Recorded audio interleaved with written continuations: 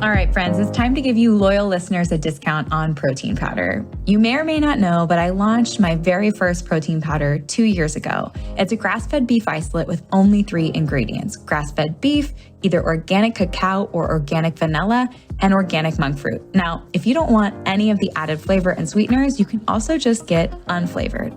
And no matter what flavor you choose, you're getting over 23 grams of protein per scoop, which is going to keep you full and satisfied between meals. I love starting my day with a Fab4 smoothie and breaking my fast with that much protein. It makes a serious difference in my cravings and blood sugar balance the rest of the day, and I've seen it with my clients as well. Now, I never thought I'd own a product company, but when I got pregnant with Sebastian, I realized the majority of protein powders were chemically extracted or enzymatically extracted, and I wanted to use heat and water only. I wanted minimal ingredients because we don't need those emulsifiers, fillers, or added vitamins, minerals, and probiotics. All of those additions increase the chances that it's not going to work for your body, whether it be bloating, digestion issues. I just wanted pure, clean protein to keep you full and satisfied so you could build the most delicious Fab4 smoothie. And I have to say, I'm pretty proud of the flavor. If you take a look at our reviews on Amazon, you'll see 5-star reviews for flavor. And that is key, because if you don't love your Fab4 smoothie and you don't love drinking your protein powder, you're not going to do it. It won't become a habit, and it's consistency that outpaces everything. So if you're here and you're listening and you want to give our protein powder a try, use the code podcast5 for $5 off your order. And let me know if you love it. My favorite ways to apply this protein powder is in my Fab4 smoothie, making freezer fudge, making chocolate milk, making hot chocolate, and throwing the unflavored into all my kids' baked goods. So let me know how you use it. Let me know if you love it, and share this podcast deal with your friends.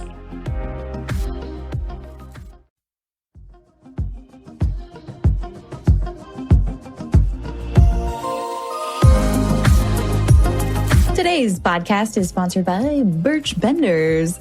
Just kidding, guys. But seriously, Birch Benders has toaster waffles and pancakes. We love them here in the Levesque house. Their toaster waffles come in 6 varieties: protein, buttermilk, paleo, homestyle, keto chocolate chip. Basically, they're great for any dietary restriction. And I'm a huge fan because they use better for you ingredients.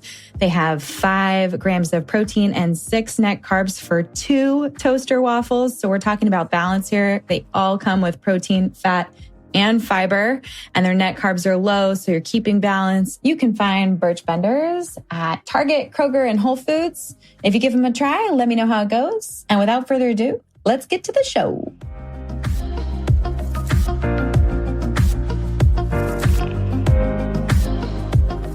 All right, you guys, welcome back to the show. Today's guest is Dr. Caroline Leaf.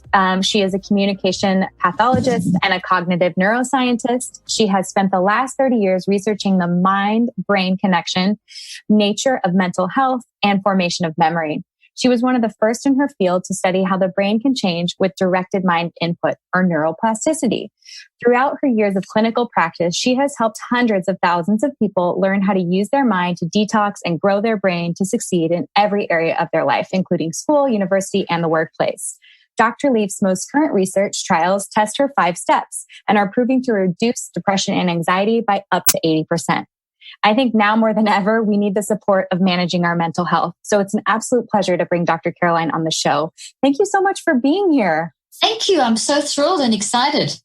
I'm sure, I feel like you are just probably getting pinged left and right based on the state of how everyone's feeling with the pandemic, Black Lives Matter protests, and everything sort of that's been coming up in 2020 for all of us. So I just cannot thank you enough for spending an hour with me, and I'm supporting my community with tools on how to take care of ourselves and take care of our the other communities around us, including our Black friends. So I appreciate you so much. Absolutely. No, it's a pleasure. And yet it's all the time. Every day I'm doing this all day long because people are desperate for help, and the help that's out there is a little confusing. I'm sure that your listeners and you can agree with that. So hopefully we can demystify some of these things and look at it from a different angle.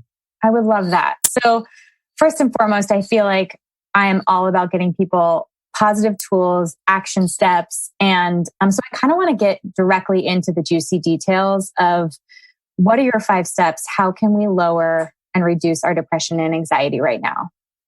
Okay, so in order for people to really understand the 5 steps clearly, it is quite important that they understand what the purpose is. Otherwise, it's just, we can be overloaded with techniques and then not actually use them.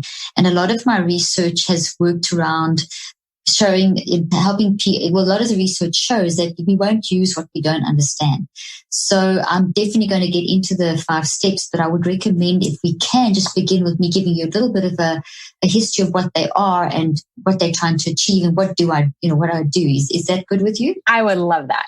Okay, fantastic. Okay, so I'm a cognitive neuroscientist and have researched the mind-brain connection for the last 38 years now, and I've done lots of different research. I don't work in a lab, so I don't bring people into unrealistic situations. I go out into the field, and that is, I think, extremely important when it comes to mental health and mind. We've had a very weird way of studying it for the last few years, and for the last sort of 60 years, with the advances of science, it's become a very laboratory, clinical kind of thing, and it's got to the point where human life and experience and sufferings and all the challenges and things have been medicalized and pathologized and sort of brought down to a very neuroreductionistic kind of philosophy of you are your brain, and almost like an avatar walking around with this mechanical brain. And if something goes wrong in the brain, well, that's the reason why you feel sad. And it's very unrealistic. And it's almost like a paradox, because we've advanced so much scientifically and medically and technologically that we've actually gone backwards when it comes to the understanding of mind. And so we've got a massive gap that has developed between, when I say going backwards in terms of mind, we haven't applied the research in mind enough in terms of how we function as humans. So there's a massive gap between the advance of knowledge and then the management of knowledge, or the advance of sort of knowledge in the world and then the mind management of that. So I work around mind management. I've studied the mind-brain connection. What are thoughts? What is the science of thoughts? What does that actually mean? How's the mind different to the brain? All these kinds of things and the impact of these things on how we function mentally and physically. And for example, like in your world with wellness and exercise, diet and eating healthy and just general wellness and so on, what has mind got to do with that? And so that's kind of a big picture. So out of all of that research, I started my work with people with traumatic brain injuries and dementias and traumas and learning disabilities. And this is way back in the 80s when the brain was not considered changeable. So at that stage, today, everyone's heard about neuroplasticity, which means the brain can change. Neuro means brain and plastic means to change. And so we're all kind of familiar with that now, and everyone talks about that and that sort of thing. But unfortunately, in the 80s, they didn't believe that the brain could change. So we were trained to teach our patients to compensate, which meant that, okay, we'll accept your problems. Your brain can't change. Your brain's broken. Just kind of teach people to compensate, which is a very hopeless view. So I decided that I didn't like that view and didn't seem to go along with what science was actually saying. So I got involved in neuroplasticity research, and out of that, working with patients in the field. And I want to stress in the field. So I'd work with people in their school environments, in their work environments, corporate, whatever it was that they were doing. I would work with them in those environments and find out what is it that what's blocking you? What's your communication issue? What's the problem that you're having? And how can we change your thinking, and how can we change this so that you can function on an emotional, social, cognitive level? So I say all that to say that gave me a tremendous amount of experience and research, because I worked across different cultures, across different socioeconomic stratas. I worked in the apartheid South Africa, apartheid being legalized racism, absolutely evil system. So I was working against that in South Africa, and I worked in the transition period when Mandela came into power, and then also post-apartheid when you saw all the impact of it. And I saw firsthand the impact of racism on people's mental health, education, learning, wellness, you name it. And it was a shocking, terrible reality. But that's why I spent 3 days a week for 25 years learning from people that have been through the worst situations and just about the resilience of the human mind. Parallel to that, I ran a private practice where obviously more privileged people that could afford to come to private practice came. I worked in corporates and schools. And I say all of this to say that the techniques that I've developed come out of a very long history of hands-on working with people in many, many different circumstances with mental health, with learning, with mind, and attempting to understand what mind is and how it's different from the brain, and how can we use our minds to actually change our brain. So one word that sums up everything I've done is I've learned about mind management, developed theories, the clinical trials, all that kind of thing, but it's all about mind management. And Kelly, mind is where it all begins. If your mind is not right, nothing else in your life will be right. So you can go to all the wellness courses, to read all the wellness books, do all the self-help stuff, go to all the whatever, church services, motivational. But if you don't actually manage your mind, it's just data. You're just accumulating data and you're not going to make behavioral change. And so I wanted to change that. And that's what my research is focused on that. So the 5 steps were birthed out of the science of thought, out of all of the stuff I've said and all the years of research. And I'm constantly doing research to update and make sure that I stay up to date with all the brain research, to understand, well, how do we do mind management? So the 5 steps is mind management and has been applied in a multitude of different environments. So whether it is dealing with someone who's experienced severe trauma, like racism, like rapes, like, terrible abuse, whatever, things that happen from early childhood and even into adulthood. And, you can have involuntary trauma at any stage of your life. So working with people who've gone through this terrible trauma that affects how they function emotionally, intellectually, relationally, and so on. And then also to people that are battling with learning, kids that are battling and adults with learning disabilities, and people that are battling with all kinds of just managing, just the really severe stuff to the stuff that's just the day-to-day stuff. So mind management goes from the toxic traumas to the toxic habits that we establish. So all of us have got toxic habits, like we get into bad habits of maybe overreacting to certain situations, or getting irritated too quickly, or getting frustrated in traffic, or patterns, toxic patterns, habits develop in relationships. And we've all got them. If we're honest with ourselves and we do a little bit of self-regulation, we'll find we have a whole handful of them inside of us that we need to deal with. So I wanted to work on how can we help people with trauma, how can we help people with established toxic habits, change them, and also helping people with the day-to-day stuff like acute traumas, like when COVID hit us and we went into quarantine and we still don't know what's going on. And, then the whole huge, finally, the great awareness that's now creating, thank goodness, being created around finally, hopefully making some changes in racism, but all the shocks and the traumas that have been happening in the community and how our world has changed. And you just life. You can just be sitting at home and you get a phone call and someone in your family's just died or whatever. How do you deal with your mind with all of that stuff? All the way through to how do you get yourself eating the right kind of way, which is what you teach people so incredibly well. How do you get your mind in that space where they listen to you, Kelly, and they actually apply that, et cetera, et cetera. So in other words, everything I teach, the 5 steps, is like a delivery system for, if I can use the 5 steps to listen to the knowledge you give in order to apply that in my life, use the 5 steps to learn how to learn to eat correctly, to exercise correctly, to sleep correctly, to manage those toxic habits, to manage those toxic traumas, et cetera, et cetera, et cetera. Okay, so that's a big picture. I don't know if you want to ask me some questions and then I can dive into a little bit of an overview of what it involves and then give you some of the clinical research and what it's doing in your brain, what's happening in your brain. And there are so many questions that are coming to the surface for me based on just the vast differences in what people are dealing with. Obviously, a traumatic trauma like rape, abuse, or racism is and can so be ingrained in you in such a deep way that it may feel like you can never get over it, or a toxic habit that may just be something you keep doing that's killing your confidence and your ability to think you can manage other things in your life because you can't get your food right or can't get your exercise right. They're so drastically different. So I don't want to bucket them in the same space. I really want to, maybe what we can do is unpack what some of the research says around like a really toxic trauma, because I think that's really important for people, especially right now, to really understand what's going on in the brain when someone goes through a toxic trauma and how the 5 steps can be applied. And then we can get into toxic habits. Maybe that's eating and behavioral habits and things that aren't I don't want to say aren't as serious, but they just aren't as serious. So let's do the tough stuff first. Okay, so essentially what we as humans, we are experiencing life all the time. We're in life. And it's and the way when we talk about experiencing life, you open your eyes in the morning and it begins.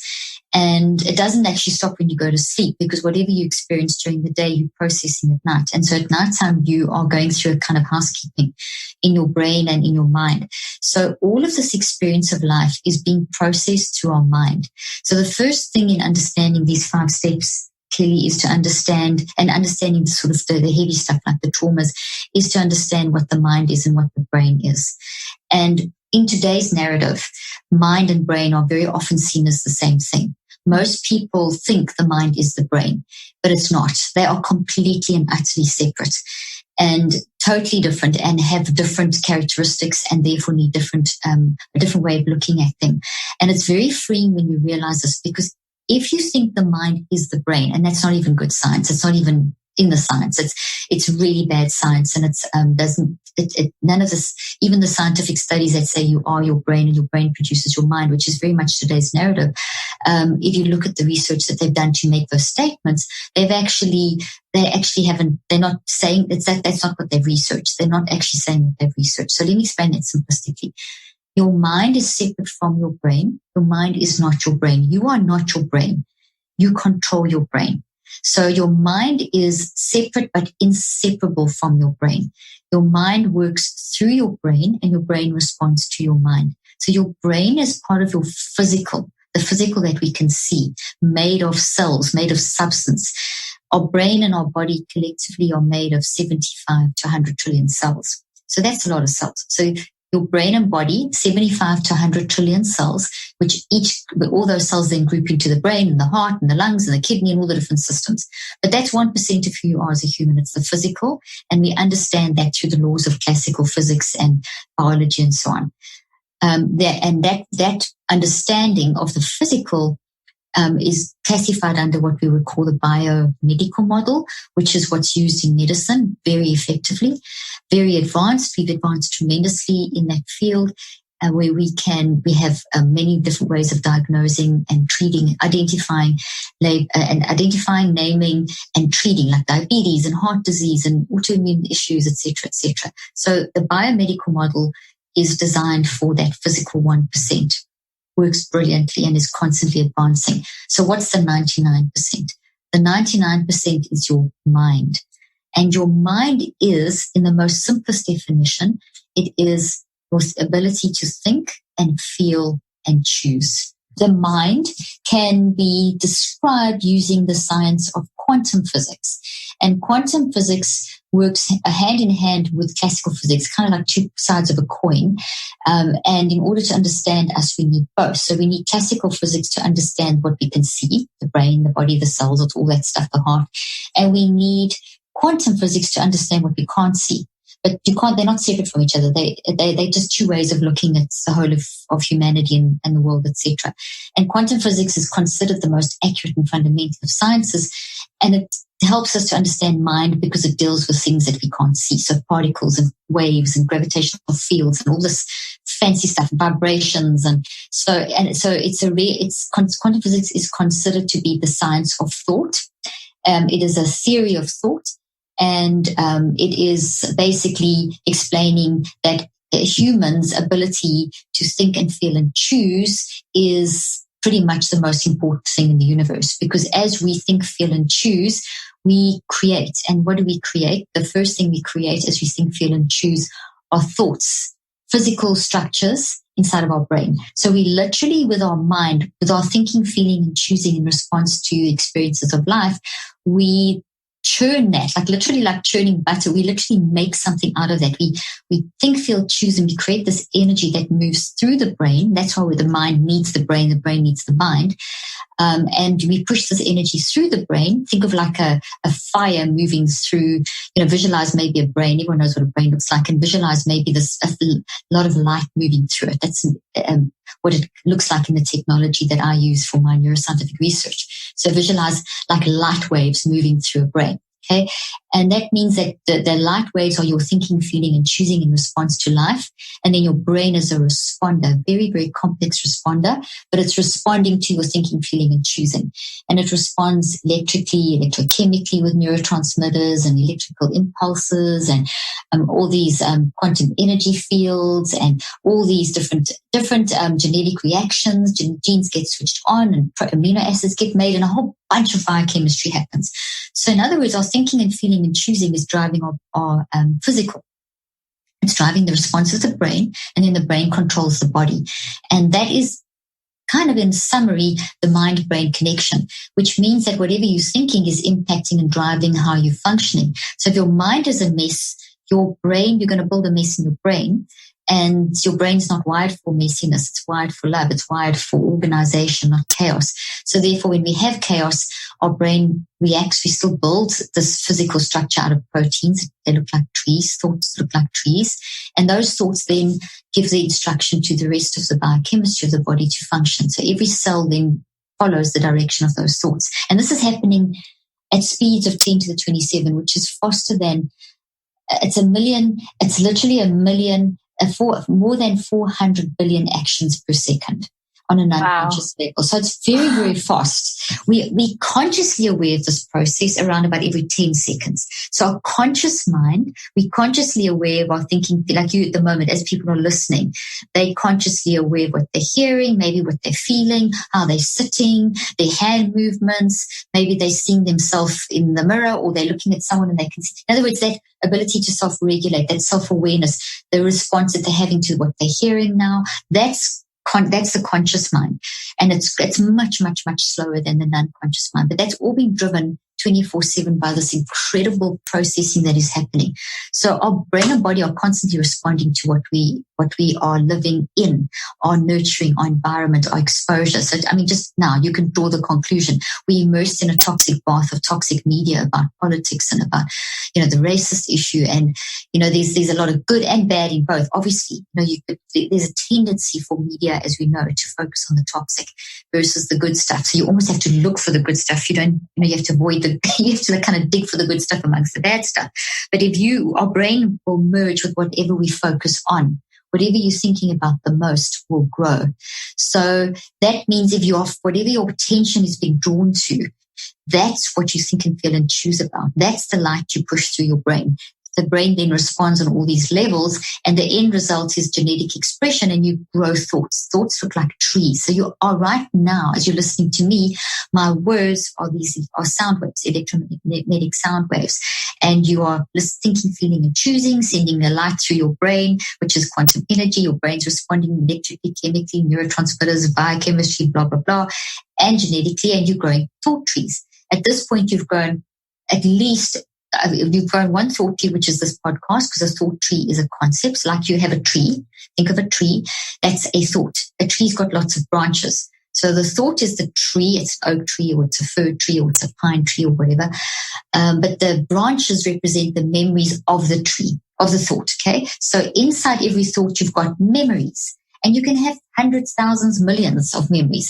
And you keep adding and keep changing and keep updating. Nothing ever stays the same as you get new experiences. So think of the tree and is the thought, and think of all the branches and the leaves as the information and emotions inside that thought. So thoughts are very expansive and they keep growing, and they're also connected to each other. Think of the root system of trees. Think of the redwood trees in San Francisco. That's a really good example because they're very well known for the root system, where the root system is very expansive, and the root system is almost difficult to separate which root system belongs to which tree because there's so much connection. That's what it's like in your brain.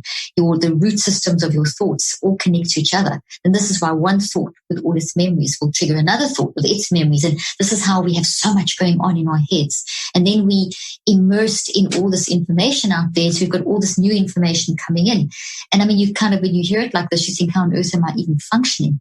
But we're brilliant. We are able to, a large extent, we are managing this pretty well on a basic level to keep us functioning day to day. But what we don't manage very well is the more executive type functioning, which is okay, so here I'm reading a newspaper article, and there's this you open your news media feed, and there's like 10 highlights or whatever, or 7 highlights or 5, and all of them, most of them will be negative, and you click on each one and you read them, and now you've taken in a lot of extra information that's related to the current COVID crisis, another issue about racism, another issue maybe about DACA, maybe whatever. There's all this stuff. And then you read a bit more and you read a bit more, because each article has multiple versions of it. So you can read the HuffPost and CNN version. And so you can just go down this track of gaining data. But if you don't take time to stop and process the data, if you just bombard yourself with the data, that data creates a lot of chaos in your brain. So at some point, you need to gather awareness, and this is step 1, okay? You need to gather awareness of, what am I going to focus on? There's 7 articles here. I'll select through, I'll scan through, maybe open each one and decide, okay, I'm going to choose this one to focus on. And then you choose this one to focus on, and then you read that. Become very aware of your selection, be very aware of directing the process. So it's, instead of chaotically just going through this and then just moving on to the next thing in your day, and that's unsettled information that's kind of swirling around your head, and now you move, and that is actually going to be very unsettling. So your next moment becomes quite confusing, and then now maybe that's lunch. So now you haven't quite processed, so now you don't think about what you're eating, and you're trying to do your Kelly's good plan of eating, and now but you're not thinking properly because you've got all the stuff going through your head. So you just grab something that's junk food, mad modern American diet stuff, and now you mess up, you add fuel to the fire, because now you've added more stimulation to your brain. Whatever you think about changes your brain, whatever you eat changes your brain. So now you've mindlessly grabbed bad food, and you're eating this fast while agitated from the news. And that means that your nutritional efficiencies drop by 80%. And so you're eating toxic food with a toxic mind, and your digestive system's been affected. So the gut-brain interaction, gut-brain relationship gets affected. Your colon's affected. Now you've got a sore stomach and you're getting bloating.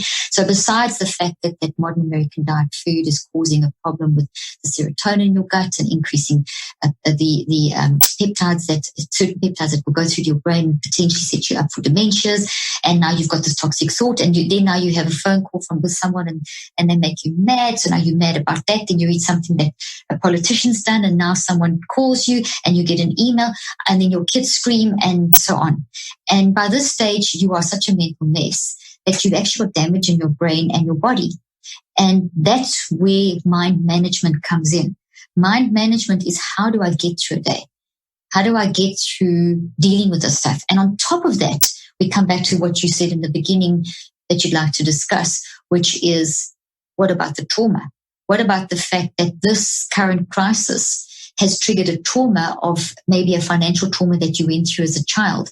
And you remember your parents losing their business, and they had no money, and then you suffered for days, and you had to sell your house, and you had nothing, and there was a whole bunch of stuff. So now you're in this current COVID crisis, and you've lost your job. So, and on top of all these other things, that's triggered this trauma from the past, where you had maybe years of, maybe your dad ended up committing suicide or something. I mean, I'm just going very traumatic because I want people to understand that, and you never quite process that. So you've got this toxic trauma, and that's now coming up into your mind as you're dealing with your day-to-day stuff on top of everything else I've just described.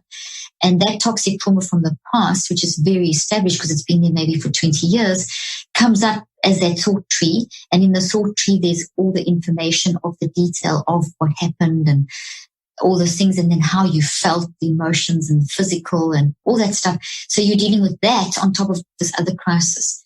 Can you see what I'm saying? That this can put us into a state where our body is battling, because whatever you do with your mind, which is driven by those thoughts, is then influencing what you eat in the next moment, as I described. What about your sleep tonight? Sleep preparation begins in the morning. So now it's now the afternoon, and you've gone through this chaos.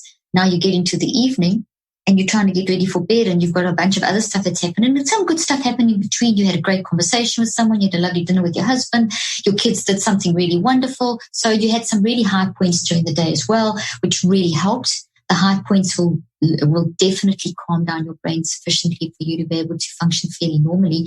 But then you kind of suppress it for a while, you go to sleep, or you think you go to sleep, and you don't really sleep properly. You've battled to fall asleep, or you fall asleep and wake up often, or you kind of have this erratic sleep where you don't get enough non-REM sleep. You wake up the next day, and in the morning you wake up, your mind's chaotic. Start with, oh no, negative thoughts, etc.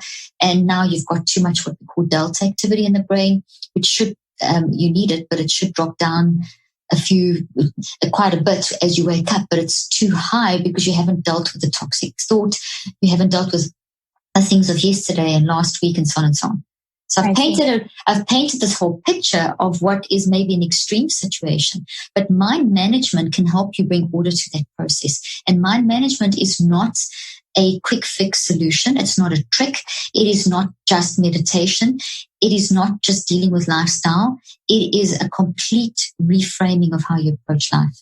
It is a delivery system for saying, okay, I need to manage my mind to manage the toxic trauma and get that under control, to manage how I'm going to deal with the day-to-day stuff, to manage how I'm going to deal with these things. It doesn't mean it's all going to magically go away, but we need to drive how we manage it. We can't control the events, but we can control our reactions. Mind management helps you control your reactions in slowly working through, okay, that toxic trauma of the past, getting it reconceptualized, getting a mind management plan in place for the acute traumas that happen during the day, and so on and so on and so on. So mind management is the overarching managing of your mind, and it is pretty much a 5-step process that can be applied for all those different things. But obviously it's a concept that I'm going to describe now, and then it's applied very specifically with each.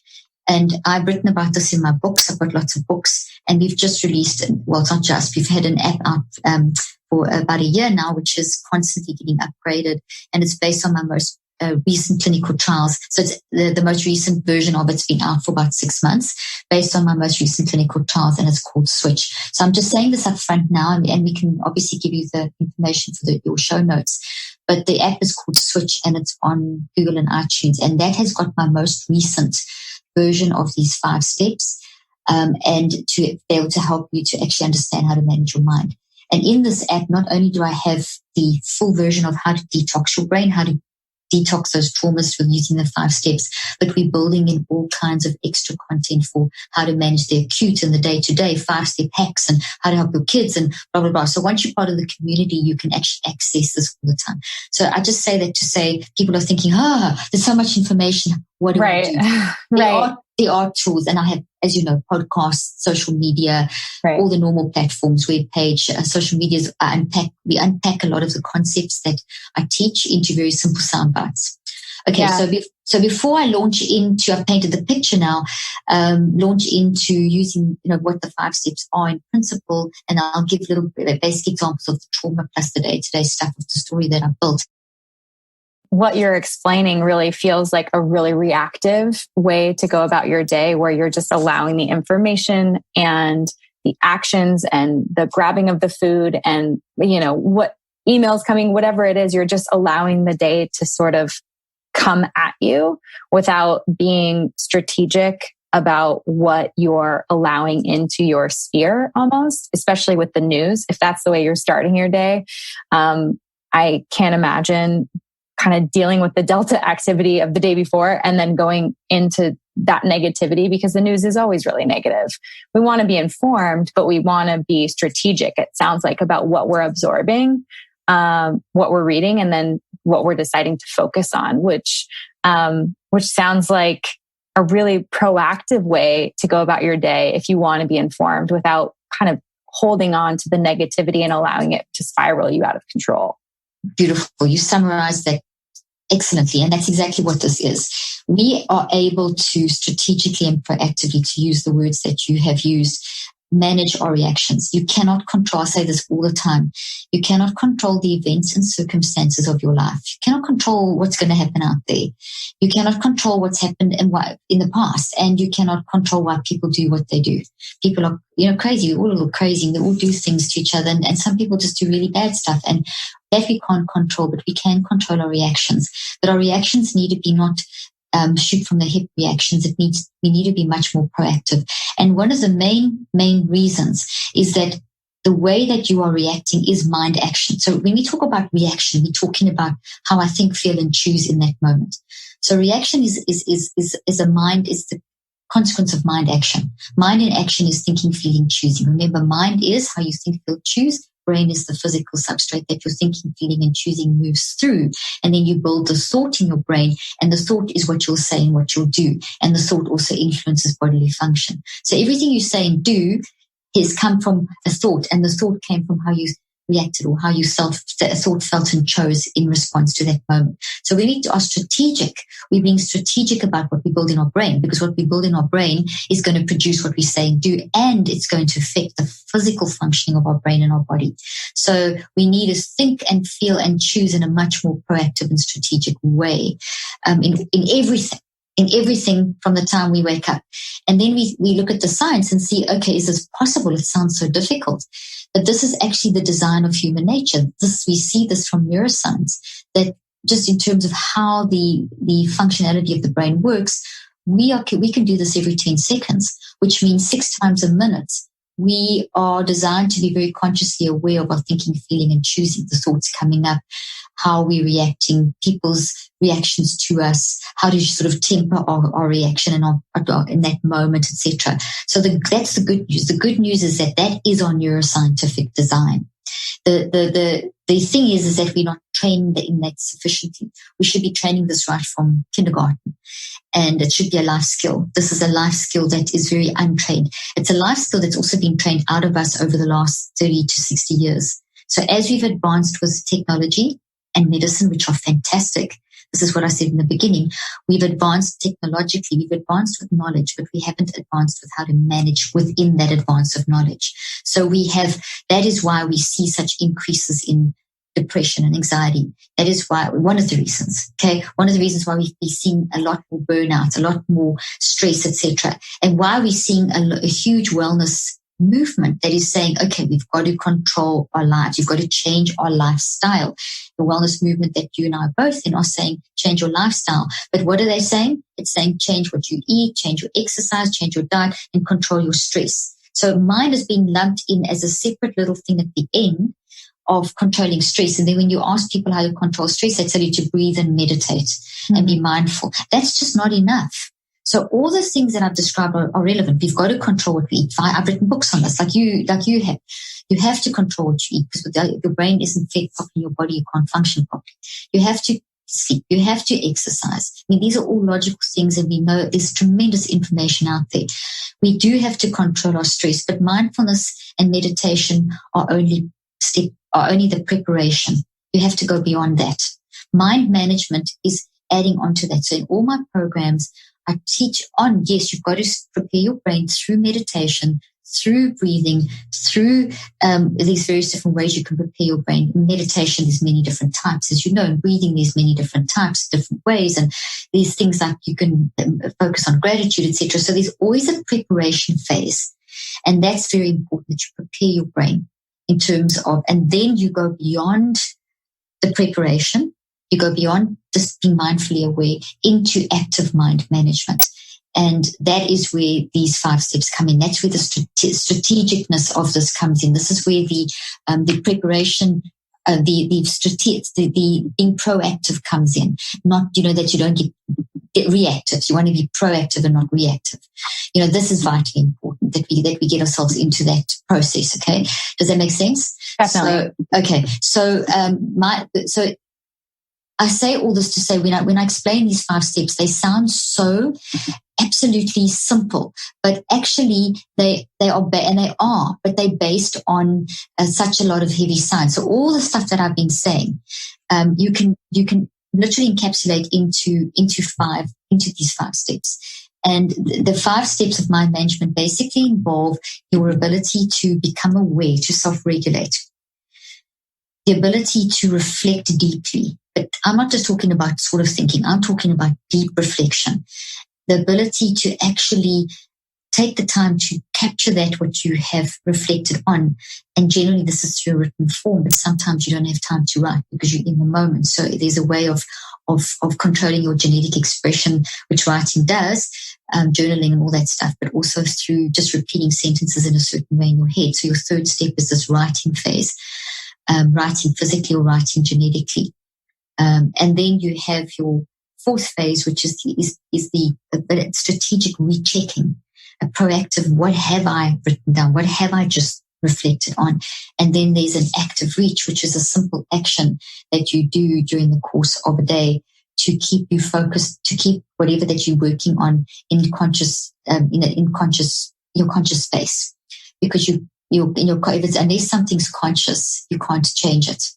So those 5 steps are embrace the principles of embracing, processing, and reconceptualizing. So you've got to embrace something. You've got to embrace the trauma. You've got to embrace the self-regulation concept. You've got to embrace how you are reacting. You've got to embrace the depression. You've got to embrace the anxiety. You can't change what you haven't embraced. Embracing means I bring it into my conscious mind. On a neuroscientific level, we know that when we deliberately and consciously embrace something, what we are doing is we are weakening it. So awareness, embracing, gathering awareness, this first step, weakens the physical structure that you have built in your brain. Because with your mind, you've built matter in your brain, as I've been describing. With your mind, you've changed your brain. So essentially with your mind, you are changing your brain, and embracing weakens it. So when we start to weaken things, we actually are strengthening stuff. I mean, when you're weakening stuff, you actually are changing stuff. If you're not embracing it and you're suppressing stuff and you're not dealing with it and you just keep going on reactively, you are not going to change your brain. You're just going to make it worse. So you change your brain in the wrong direction. So it's not like nothing ever happens. Neuroplasticity happens whether you like it or not.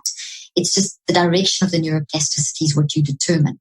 And these 5 steps help you determine that. So when you're aware, you can be aware of when you embrace and get to that state of deep awareness. Embracing really means to take a hold of. You are saying, okay, I'm aware that I'm really worked up now. I'm aware that I'm really not managing all this stuff. I'm aware that I'm actually being really triggered by these situations. I'm also aware that I'm really happy about this new business idea. And I'm really aware that I'm so happy about how my kids did this beautiful painting for me today, or how, whatever. Okay. So it's an embracing of the moment, which comes out of the preparation of the brain, but it's deeper. The preparation of the brain gets you mindful and in that state where you can actually embrace. Embracing means I'm actually prepared to do the work of change. Embracing means I'm going to move forward into processing. And from processing, I'm going to move even more forward into reconceptualizing, which is redesigning how I approach something. So it's essentially a process. It's essentially a completely different mindset change, where we are not just being blown by the winds or in a ship in the sea, just being tossed around by the waves, but you're actually driving the direction you want to go in. It's called directed neuroplasticity. And it's honestly a skill that develops and that you can learn to do. It's what, when you feel stuck, it means that you're not driving your neuroplasticity. When you've got those thoughts that you're ruminating on and getting stuck on, you're not driving your neuroplasticity. You're letting it drive you. You're just getting blown by the winds. So the only way you can is to get control of the boat. You have to, and awareness is get control of the boat. And that means hard stuff. Embrace is one of the hardest things to do, because you've got to embrace the pain. You've got to actually admit the issues, because it's in the midst of and we're all saying this now. You hear everyone say this, but the science is behind that. When you go into admitting that when you go into this admitting stage where you are actually literally able to look in the face of pain, look in the face of depression, look in the face of anxiety, look in the face of frustration. When you do that, it's so hard, it's so scary that most people will say, I can't do this, and will shove it down. And that's the danger. As soon as you shove it down, you cause brain damage. It's going back even worse than before. But if you can look in the face, you will find that you actually have wisdom in the depths of your unconscious mind that will help you to process through this. You know what you can handle and what you can't handle. And so when you embrace pain, you don't stay in it all day long. It's very limited. And you'll see in my programs, and just based on clinical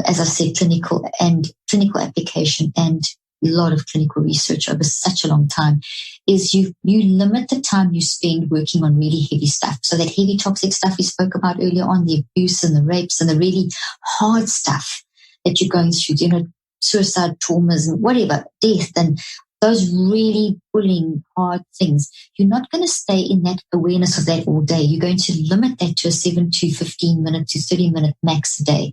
And you'll see that in my app and in my books.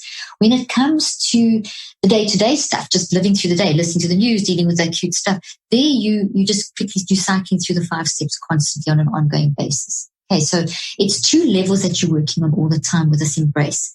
But when you embrace, you start to change. So related to embracing, I said the words depression, anxiety. You read out in my bio as we started the podcast that when you embrace and process, you actually are going to be reducing. My clinical trials have shown that you can actually control anxiety and depression and so on by 80%. That is enormous. Even if you control it by 10%, you'll feel like a different person. So very quickly, what does that mean? That you've reduced or controlled anxiety by 80%. It means that when you manage your mind, when you manage your reaction, which means when you manage your thinking, feeling, and choosing through embracing, processing, and reconceptualizing, which is what the 5 steps are teaching you to do, you are learning to control the effect of those situations of life on how you're functioning by an 80% factor, which means that you're still going to cry, shout, scream, swear, whatever it is, but it's going to be very different. It's not going to be hopeless. It's going to be, okay, I've got this. Oh, I'm irritated. I've got this. I know what to do. I can get myself back under control again. And that is power. That is so powerful because it means that you're not just going to be flying from one thing to the next. You're actually going to be controlling that. And that's a skill that we can learn to do. And when you see and look inside the brain, and we look inside the body and the biochemistry, it's unbelievable. When people, I'll just give you one example from our most recent clinical trial. Our experimental subjects were, and the control subjects were tested, they basically got evaluated at multiple time points over a 6-month period. And the time points are very significant for the amount of time that it takes to drive neuroplastic change to form a habit. So it takes 63 days to form a habit, not 21, which is just a myth that we see in the literature and the media and so on. So these subjects were tested on a psychological level. We heard their narrative, which is their story. So this is very contextual. We didn't just test them. They actually told us what was going on in their life, which is so important. So they were seen as an individual with a story, with a context. And we looked at all kinds of blood measures. We looked at their DNA, their genetics. We looked at they're also inside their brain at the different energy, how the way that the different frequencies flow through the brain, and so on. So we looked at a lot of different measures. We call them psychological, neurophysiological, and physiological. Then we tested them at day 1, 14, 20, 7, 14, 21, 63. Now, this is a lot of information, and again, it's 6 months. So the point that I'm making is at each test point, we created a lot of preparation in the brain. We created a lot of awareness in the person's mind, awareness of how they're feeling and how they're reacting and how they're coping and all the stuff I've been saying. We test that psychologically, and then we looked at what was happening in the brain and the body at each of those stages. With the control group, they didn't get any mind management. They just got awareness. With the experimental group, they got the awareness, plus they got mind management. They got the 5 steps in the form of the app. What we found with the subjects, and there are tons of stuff, but I'm just going to give you some basic stuff. Right. With the subjects that were in the experimental group, when they managed their mind, when they applied these 5 steps daily for 15 to 30 minutes to deal with the toxic trauma, they controlled the feelings of depression and anxiety by 80%. Their homocysteine levels, which is indicative of inflammation in the body, very simple explanation. If homocysteine is too high, for example, you're at risk for dementia, neurological problems, heart issues, all kinds of autoimmune issues. Our subjects at the beginning of the study were at very dangerously high, a lot of them homocysteine levels. Within 21 days of mind management, the homocysteine levels had normalized. By day 63, they had stabilized. By 6 months later, they had improved dramatically and were being sustained. The subjects in the control group who didn't get mind management had the opposite. It got worse and worse and worse. So with awareness, but without mind management, they got worse and worse. Their cortisol levels went through the roof. We all know cortisol affects your immune system and affects all kinds of things. The wrong levels of cortisol are bad for you, and the good levels of cortisol keep you alive. So we found that the control group got bad levels of cortisol and the experimental group got good levels of cortisol. The DNA, we saw telomeres. Telomeres are the little caps on the end of chromosomes. So think of Jurassic Park, the DNA ladder, and then think of a chromosome, which looks like a little X wearing socks. And those little socks, the significance of those socks is that every moment you are building new cells in your brain. 810,000 cells every second. So if your mind is chaotic, like that this picture I described earlier on, your telomeres are going to be too short. And if they're too short, your cells are going to age and become very vulnerable to disease. And every system in your body is vulnerable to whatever. And that you're going to, your biological age is older than your chronological age. We found with our subjects in the control group, they already started at the wrong levels. They already were very not in a good place with everything, especially the telomeres. And they got worse. Our subjects that's significantly worse, as with awareness without mind management. The opposite happened with the experimental group. They actually were getting biologically younger. Their cells were getting healthier. So the last thing I want to say about that is in the brain, we saw massive changes in the brain, the energy frequencies in the brain, the way that the front part of the brain spoke to the back part of the brain, spoke to the middle part of the brain, the areas of the brain that are involved in that respond when you are highly anxious, etc., etc. We found those stabilizing dramatically in the experimental group versus the control group.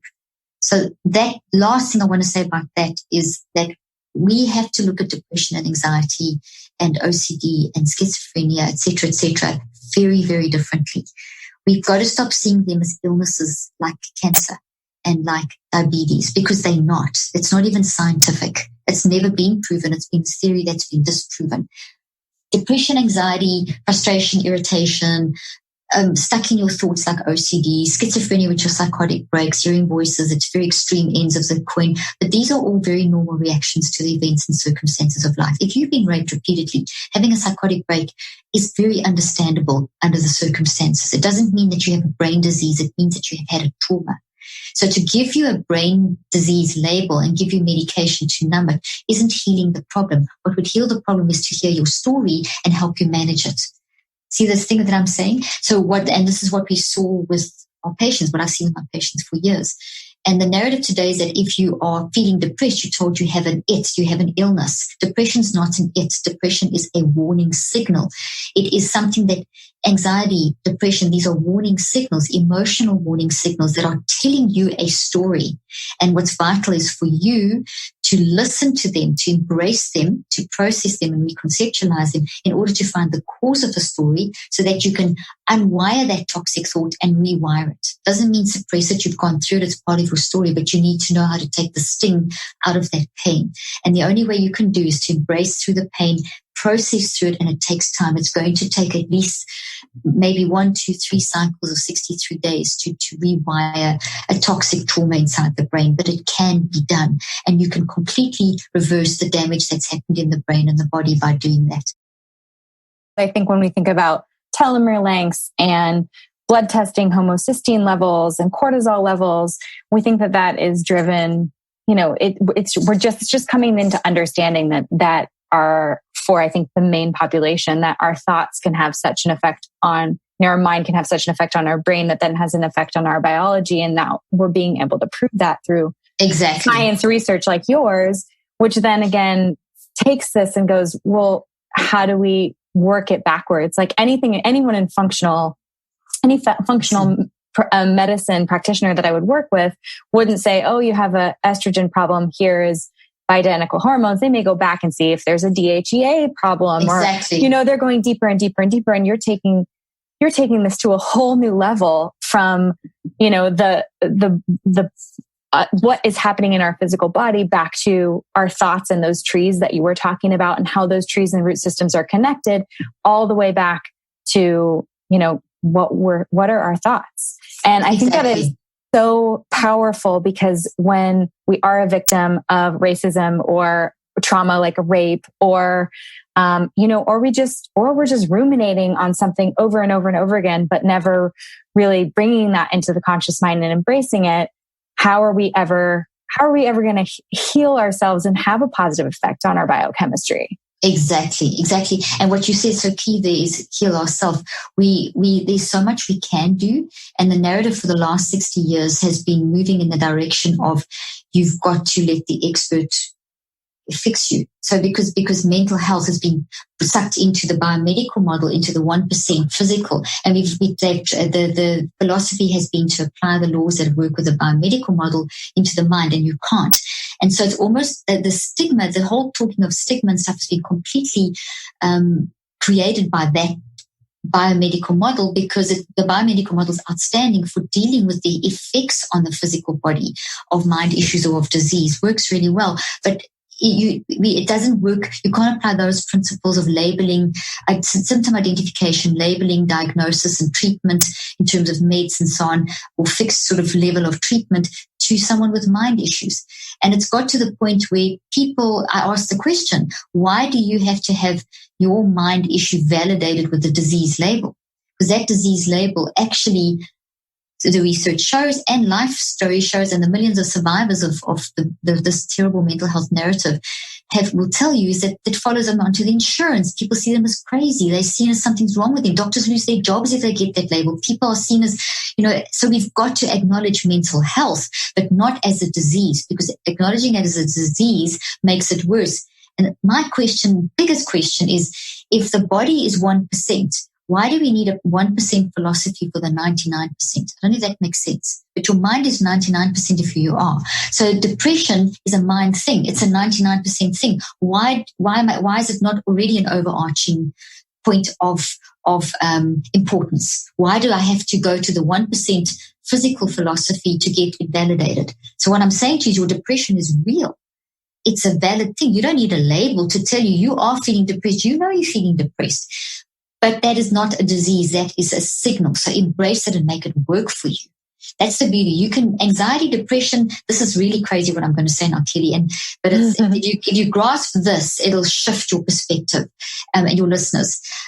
Depression, anxiety, OCD, frustration, all these things, angst, etc., hovering anxiety, all these names are emotional warning signals that are designed to work for you and not against you, depending on how you view them. So if you view depression as an illness that is a neuropsychiatric brain disease, which is basically how it's labeled, that's so scary sounding, it'll really give you a heart attack and make you feel hopeless and like you've got no control. Or you can see that as, hey, I feel depressed. This is an emotional warning signal. I'm going to celebrate and embrace it. I'm not celebrating the depression.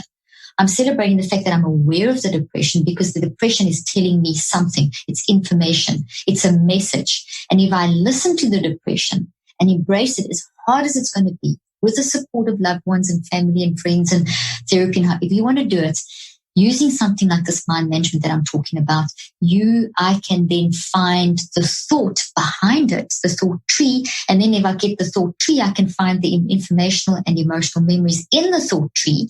And then I can find my thinking, feeling, and choosing that cause that, and I can find the origin.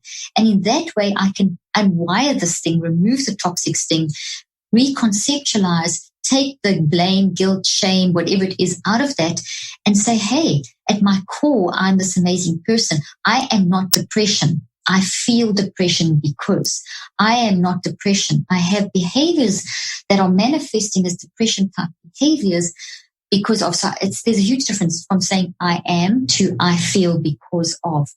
And that gives you autonomy and control. And I show that in my research study, that this is a total pathway to empowerment. When you realize your power, you get autonomy. Autonomy means control. Control leads to awareness. And then as soon as you've got that cycle going, you can control toxic thinking, toxic stress, and you improve well-being. And that I have shown as a statistical pathway, statistically significant, which means scientifically it's statistically significant, that when you do that, that's going to happen. Wow. Does that make sense? It makes perfect sense. And I think I would love, because I feel like I feel like your 5 steps is backed by so much research. So I don't want to dumb it down or simplify it, but I would love an example, because if I caught everything correctly, it was to become aware, reflect deeply, capture your thoughts, either writing them down or I'm sure using a tool in your app, rechecking and reaching. Can you give me one example with like maybe a simple example of how you would use those 5 steps and when they would happen like in your day? Well, you would use them in 2 ways. The first way is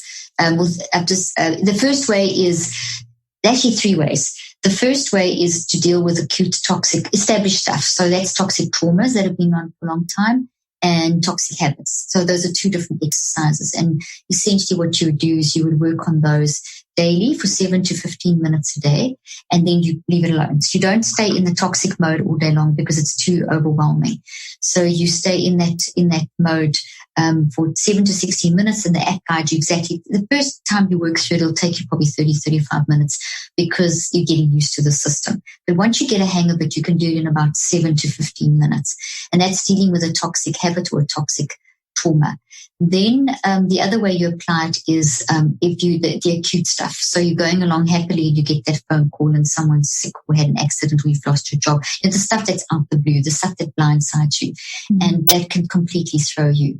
And so then you're doing it in the moment.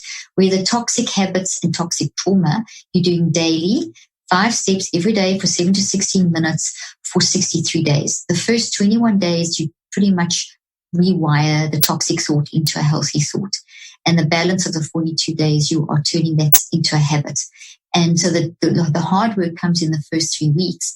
And the second 6 weeks is very quick. It's just a few minutes every day of just making sure that you carry that through. The acute stuff, you use the 5 steps quickly in a cycle, and then to manage the moment. So you get the phone call, yeah, I'm aware. I can feel that emotion of fear rising. I can feel the adrenaline rushing through my body. I feel immobilized, completely going into that frozen panic. I'm just whatever examples. And maybe you just heard someone's just had a car accident and they're on the way to hospital and you've got to get to the hospital. And so you're aware of that, and the 5 step comes in as you hear that news, you tune into that physical and emotional response. You do it almost clinically, almost as though you are distancing yourself from the situation. And the reason I say that is because it's such a shock that we can immobilize ourselves and not make the right decisions and react incorrectly and freak out and make the wrong decisions and have a car accident ourselves, get into the hospital or say the wrong thing. So we have to calm ourselves down to the point where we can actually function. It doesn't mean you're not going to cry. It doesn't mean you're not going to shout, swear, whatever it is that you're going to do. But it just means that you've got a handle on your physiology so that you can have clarity of thought and that your mind can then access the wisdom of your mind, because your mind has wisdom, which is because you want a clear head in an acute situation. So it's an awareness where you immediately focus on how am I feeling physically, how am I feeling emotionally, what are they, and so it's that, and then you are reflecting on those. Why am I? So quick reflection. This happens really quick. Why am I feeling this? And the logical answer is because I'm in shock. It's almost like you're talking to someone else, and you can, if you've got time, you could write down how you feel, or you could just in your mind repeat a sentence to yourself. Okay, I'm feeling like this because of this. And all of this is giving your brain time to calm down. Then you would say, okay, well, what do I need to do to manage the situation? I need to call this one, this one, this one. So you start rechecking and getting into action mode. The first 3 steps have helped you to think clearly. Otherwise, you've got chemical chaos in your brain, neurochemical chaos. And when you've got neurochemical chaos in your brain, you've got it in your body. Your HPA axis and stress are working against you. Your blood flows less in your brain, oxygen less in your brain. You won't think clearly. So by using the 5 steps, you reverse that. You get more blood flow, more oxygen, chemicals under control. So by the time you get to the 4th step, which is rechecking, and the 5th step, which is an action, you have a better clarity and a better sense of peace, and you'll start making better decisions. And you can do that repeatedly. Use those 5 steps repeatedly as you go through the situation. That's great. That's wonderful. Well, I definitely am going to check out your app, and I'm sure everyone listening has trees in their brain that they would like to rewire. So, wow. I mean, this has been completely mind expanding and really, really positive, I think, for now, for, what we're all going through today, which is the COVID crisis, Black Lives Matter movement, yes, protests, news, politics, and then on top of that, layer on what we're all dealing with personally based on all of these, our personal life experience and who we're in contact with and how our lives have changed because of it. So I feel like if now is now is probably the perfect time for everyone to download the app and to get started with some of your work. Because if we're able to embrace this and really create change in our brain, it's changing our biochemistry. And that is so powerful. I think the education that you're providing in our ability to really create change in our brain is like priceless. So thank you so much for your time. My pleasure. My pleasure.